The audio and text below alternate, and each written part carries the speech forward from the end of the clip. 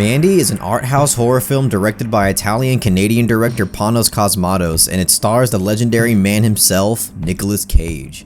In my original review for Mandy, I gave it a rating of a 7.8 out of 10 because I felt that was the fairest objective assessment of the film. But if I were to give it a full-on personal grade, I would give it an 8.5 or even a 9 out of 10. Its stunning visuals and overwhelming score created such an immersive and unique aesthetic piece of filmmaking that gave me a theater experience that I'll never forget. One of my main critiques of the film was that its second half didn't seem as smooth or thought out as the first half of the film once it switches gears into the badass Nick Cage mode. And I still feel this way, but the high level entertainment value we get from the second half is impossible to ignore, and there are surprisingly plenty of things to analyze and discuss concerning the second half. In this video, I'm not going to waste much time explaining the entire plot and story. I'm simply going to attempt to analyze and explain elements of the film that I felt were thematic, confusing, or just straight up ambiguous. And I know this should be extremely obvious, but this video is going to be absolutely infested with major spoilers, so if you want to check out my in-depth spoiler-free review for Mandy, you can find the link at the end screen of this video and in the description box below. I guess I'll begin by discussing the character themes, starting with Mandy, who is played by the actress named Andrea Riseborough, who, by the way, was brilliantly casted for this film. Mandy is supposed to represent a grounded and confident character who is comfortable with her identity despite her experiencing some dark and twisted things as a child. The point of having that long scene of her telling her husband Red, played by Nick Cage, about her haunting memory from her childhood that involved her father gathering up birds in a sack and then making her friends bludgeon them into the dirt, is to convey this very notion about her character. This would also probably explain her attraction to more darker, edgy, and gothic forms of art, which ranges from everything from her music taste to her art and to her literature preferences. But again, despite her personality being wrapped up in more darker forms of art, she is a genuine and grounded person who understands that the universe does not revolve around her. Now Jeremiah, the villain cult leader in this film, played by Linus Roach, who gives a rather demanding performance here, is basically the exact opposite of Mandy. Jeremiah is a highly insecure narcissist who has convinced himself that he is the center of everything that matters and deserves absolutely anything and everything that he could possibly want.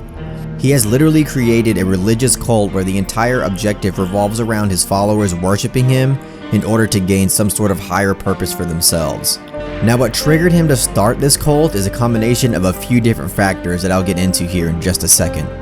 The scene where Jeremiah and his cult pass Mandy on the road is such an immersive moment in the film, and it also conveys a lot about Jeremiah's character in a subtle way through its use of aesthetics. The scene is shown entirely within the perspective of Jeremiah.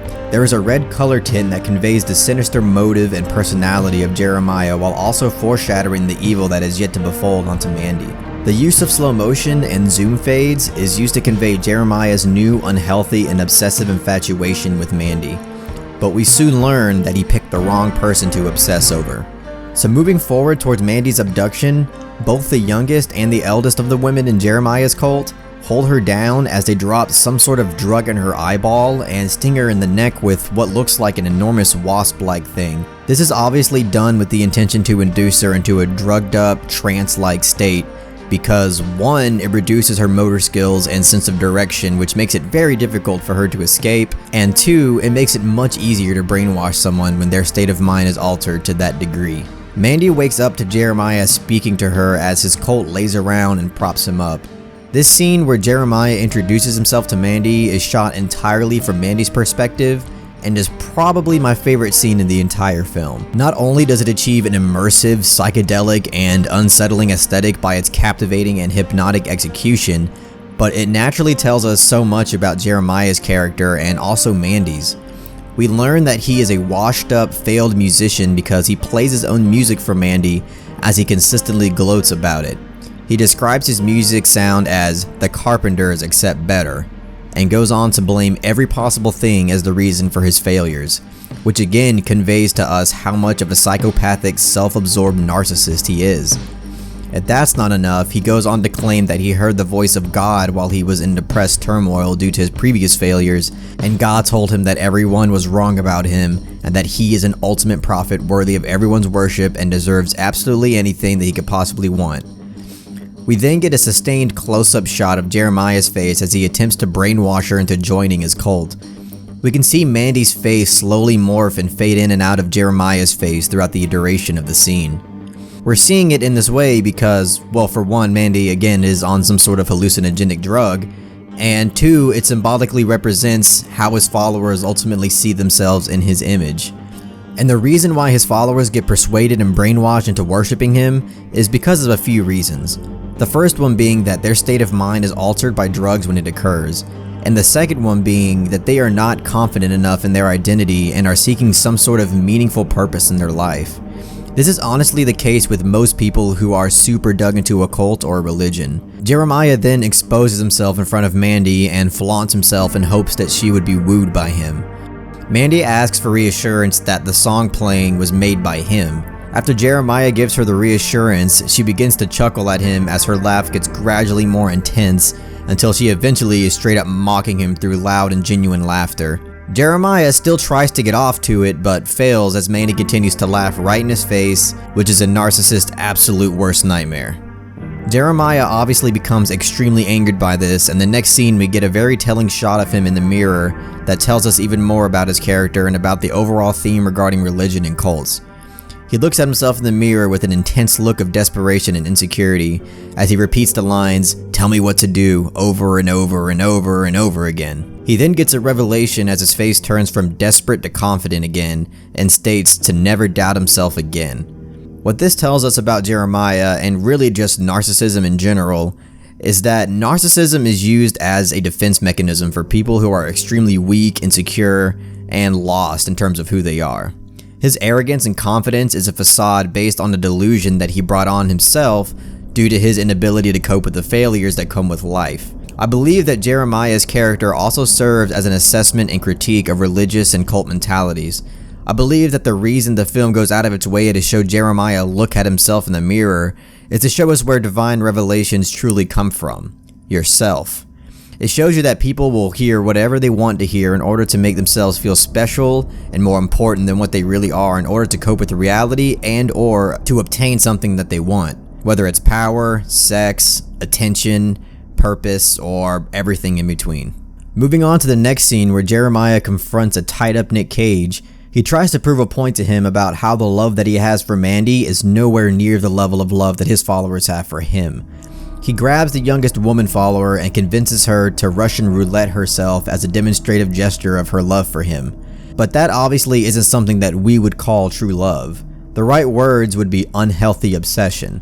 And again, this to me is an analogous critique of a religious cultist mentality because the love for God described by deeply religious people resembles much of the same kind of unconditional and obsessive love for a being that they see on a much higher level than themselves. Mandy is then put in a sack, hung up on a tree, and burned alive as poor Nick Cage is forced to watch. Now this is where the first half of the film basically ends and the action revenge horror comedy approach commences as Nick Cage begins to gear up for badassery. So in my opinion, the film gives you less to analyze compared to the first half, but there are some elements here in the second half that are still worth reading into and analyzing. After witnessing the torturous death of his wife, he attempts to pass out, but he experiences one of many animated nightmares of Mandy and wakes up startled. We then get what I believe will become an iconic scene of Nick Cage caging out in the bathroom. As a Nick Cage aficionado, it was impossible to resist the urge to chuckle when he began screaming and yelling. But as the scene goes on, it becomes much more emotionally deep and dark as the screaming and yelling turns into grievous sobbing and despair. This is the moment where Cage has given up on any kind of moral standard he established for himself.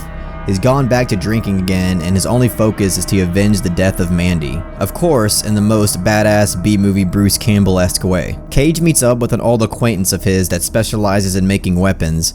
His friend states that it's been a long time since he's seen him, which is an indicator that Cage's character used to be an experienced hunter, but has stopped ever since he met Mandy. Cage explains to his friend about the hell he just endured, including the death of Mandy. His friends begin to give him some information regarding a drug epidemic that has been plaguing the area, and about how he thinks it's somehow connected to a freaky biker gang, which is supposed to be the same freaks who helped kidnap Mandy.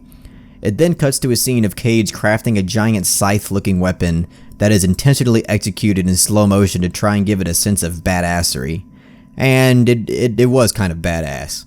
So I'm gonna go ahead and fast forward to Cage's one-on-one fight with the porn-watching, cocaine-snorting freak. At this point of the film, he's already killed 2 of the mutant-looking biker dudes, one with an arrow on the dirt road and the other one he threw into the abyss. We see this big, monstrous dude snorting a pile of coke as he's watching pornography.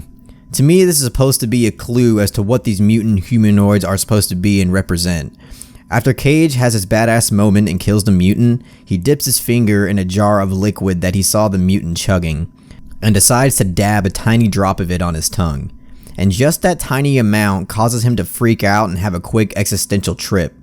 At this point, I'm gonna go ahead and attempt to lay out my theory about what these mutant characters are, and what they're supposed to represent, and how the drugs are tied into all this. So at first, I thought that these mutant bikers were something more alien and otherworldly, but considering the fact that this one is doing drugs and watching porn, it seems clear that these are just disgusting human beings. The symbolic reason as to why these bikers' exteriors are so mutated and disgusting is because that's exactly what they are on the inside. Their exterior is a metaphorical representation of their moral character. They're supposed to be these just sick, sadistic torturers, murderers, sexual predators, or really just rapists in general. The gruesome image that we see later of a guy dead on the bed with a bloody bum is clear evidence of that. Now, how these freaks were able to physically take this mutant form is a little trickier, but I think I have a decent explanation for that as well. And this explanation also naturally ties back to the cult leader Jeremiah and gives us a little more depth into his character as well. So for me, the drugs are all responsible for this. Not just any drug though, it's a super drug concocted by some hick with his own little meth lab that Cage eventually confronts, but it's obviously an extremely potent and powerful hallucinogen to an immeasurable degree. And remember, the mutants were seen completely chugging entire jars of this stuff. So my theory is that these biker mutants were abusing the drug to an extremely unfathomable degree, and this is what is causing their bodies to mutate into what they actually are. Jeremiah, the cult leader, was also using the super drug, which served as a catalyst to him getting the idea to start a cult. Giving hallucinogens to a self-absorbed narcissist who apparently fails to take any accountability for his failures is a horrible idea. This also goes back to the idea of what the truth behind what religious revelation actually is. There are a lot of people who claim to have been giving a revelation from a higher being while being on a hallucinogen, but every revelation that is revealed has to do with an idea that they were already aware of beforehand and had some sort of interest in. This shows that the probability of a revelation coming from something higher or divine is much lower than the probability of the revelation coming from themselves or their subconscious. This is the central theme of the film, or at least the theme of the villain that conveys the notion of revelation being a mere product of our own mental moral outlook, personhood, and circumstance.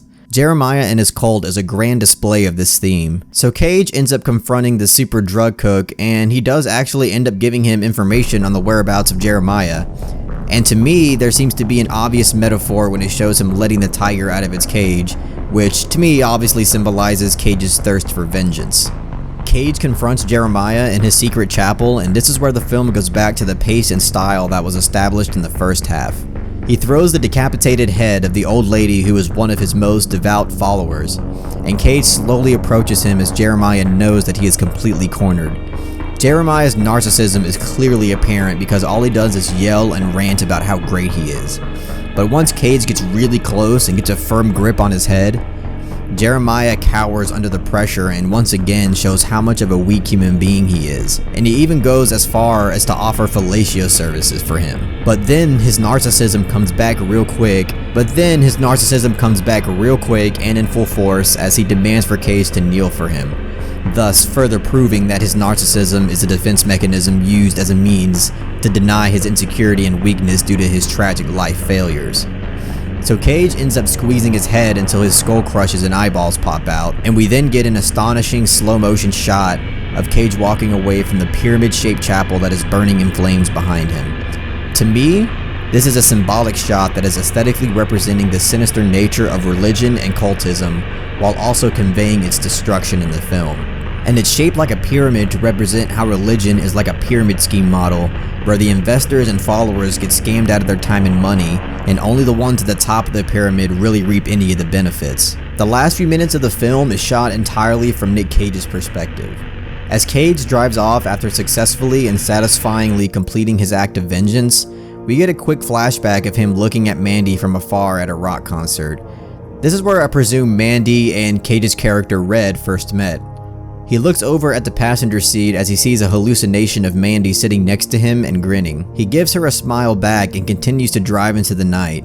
The camera pans up as it shows what seems to be planets or moons in the night sky. This ending to me is basically Nick Cage being able to finally reach his happy place after fulfilling his thirst for vengeance. Earlier in the film, they have a conversation together about space and planets, and Mandy mentions that her favorite planet is Jupiter. So in Cage's mind, his personal heaven is to be alone with the love of his life on her favorite planet, which happens to be Jupiter. This is why the last shot decided to convey that they're on another planet of some sort. They're not really on another planet, but through our main character's perspective, he really feels that way. Well, that's all I got for this stylistic piece of filmmaking. I hope that you were all able to get something out of this. Mandy isn't nearly a perfect film, but it's really fun, aesthetically immersive, and thought-provoking in my opinion.